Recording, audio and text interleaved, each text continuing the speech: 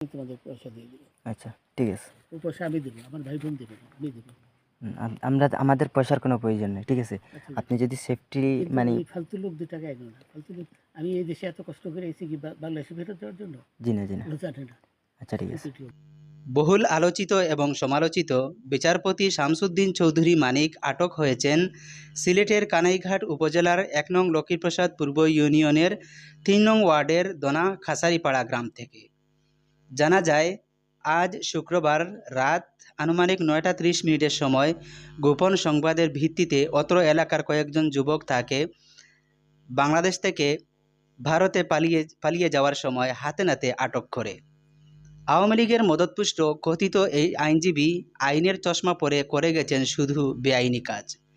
ভিন্ন রাজনৈতিক মতাদর্শী অনেক মানুষ বিচার বহির্ভূত হত্যাকাণ্ড এবং বছরের পর বছর জেলের ঘানি টেনেছেন